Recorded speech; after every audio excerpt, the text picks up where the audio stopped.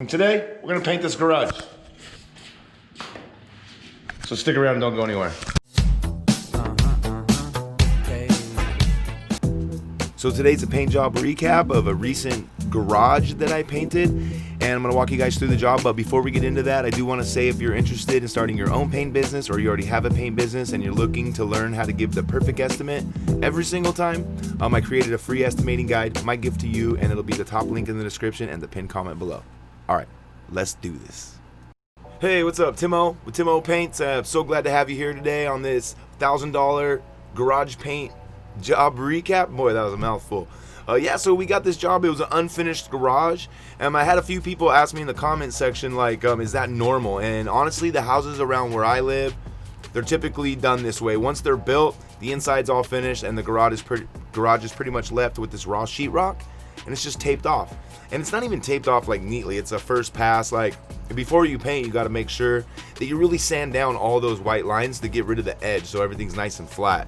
And then on top of that, you can't just paint it. You got to make sure you use a specially formulated primer, which is like a PVA primer. That's the type of primer that I use for all my raw, like, sheetrock. Like dusty areas, you want to make sure you use PVA, and it's like seals it up and gets it ready for paint. This job was a $1,000 job, and when I was doing this job, it got me to thinking, like, if you're in an area where they're building homes, maybe go cruise around the area and see, because I'm pretty sure 9 out of 10 houses that are built, the garages aren't finished. So, that might be a way to get in. I charged $1,000 for this. We used about 6 gallons of paint, 6, 7, I think almost 7 gallons of paint, and then we used about 4 gallons of primer. So, this is like an inexpensive material job as far as I think. I mean, the amount of money you can make for the labor you could charge, and then you could always upsell them to doing an epoxy on the floor, which I did on this job. We're actually going to come back and epoxy the floor. We didn't do it before we did the walls because he's actually getting ready to move in, and he's going to put some new cabinets and stuff inside of the garage, kind of build it to like a shop kind of setting. So once he gets all moved in, then we're going to come through and epoxy the floors, because we didn't want to epoxy it and then have all kinds of stuff going on to damage the floors, I did have 2 helpers on this job. I had my buddy Jason with me. I pay him pretty well. $20 an hour around here is pretty normal to get somebody out that's skilled, that can help out. So $20 an hour we put in. He put in about 13 hours, 14 hours I think total, between 2 days.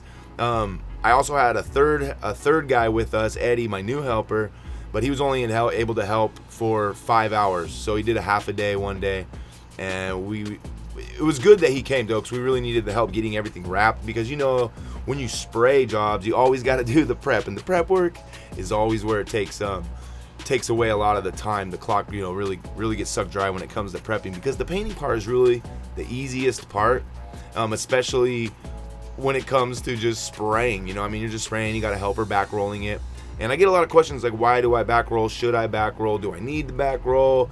And it's a mixed thing. I like to always back roll. 99% of the time I always back roll, and by back rolling you get more of a durable finish, and it helps penetrate that top surface. It really helps push the material, mush the material in, so you get a super good bond to the substrate underneath. We back rolled twice on this, so we actually back rolled all of the primer in, which is good practice, and then also back rolled the top coat, and then we came back and top coated. I usually don't show the second coat just because, well, it's not that satisfying. But yeah, if you guys made it this far in the video, put no top coat in the comment section. That'd be cool.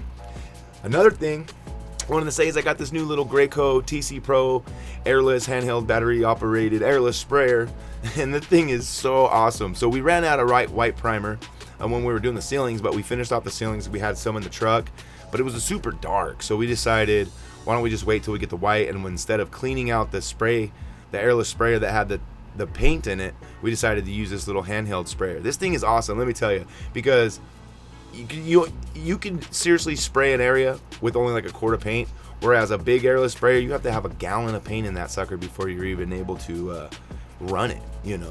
So basically, quick breakdown on this job was about $1,000 job. It came out to $1,080, and I paid out about $250, almost $300 in labor. Roughly labor and materials and stuff. So we pulled down about $700, and if you minus gas and then like the caulking and the spackle and stuff like that, maybe a little bit less. But here's some before and after pictures. I really appreciate you guys stopping by. If you're interested in starting a paint business, I do have a free estimating guide. I'll leave a link in the description below. And if you guys want to watch some more of my videos, click any one of these right here, and I'll see you guys right now.